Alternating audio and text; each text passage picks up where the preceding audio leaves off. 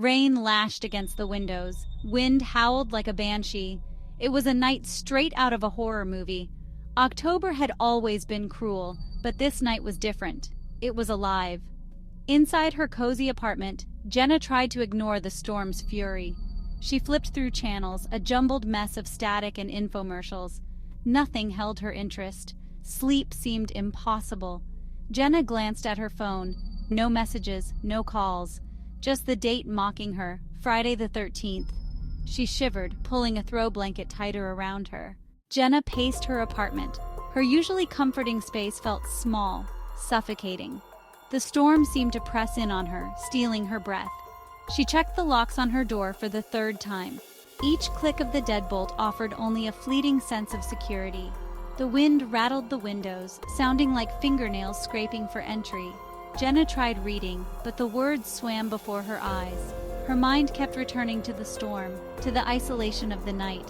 An unsettling feeling crept up her spine. Something was wrong. The phone rang. Jenna jumped, her heart pounding. The number was unknown. "Hello?" she answered, her voice trembling. Silence. Then a raspy voice whispered, "I see you." The voice was gone before Jenna could respond. She stared at the phone, a chill running down her spine. The phone rang again, same unknown number. This time, the voice chuckled, a dry, humorless sound. "You can't hide," it rasped. Then the line went dead. Jenna's hand shook as she set the phone down. Fear coiled in her stomach. This was no prank call. Jenna's pulse quickened. She rushed to the windows, peering out into the storm-ravaged night. The streetlights flickered, casting long, dancing shadows. There was no one in sight. She secured the windows, latching each one with a resounding click. Every creak of the building, every gust of wind sent shivers down her spine.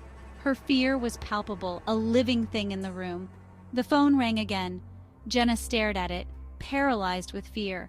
She let it go to voicemail. Silence. Then the raspy voice again, closer now. "You shouldn't have answered." The television flickered on, static filling the room. Jenna jumped back, a gasp escaping her lips. The volume surged, a deafening roar of white noise. She fumbled for the remote, finally managing to switch it off. She turned, her gaze drawn to the reflection in her balcony door. A figure stood behind her, shrouded in the darkness of the hallway.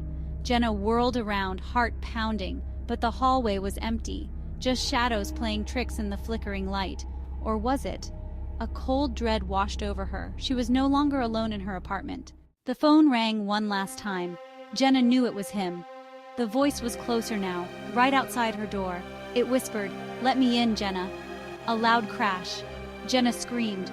Her door swung open, revealing the storm-ravaged hallway beyond. Standing in the doorway was a figure, silhouetted by a flash of lightning.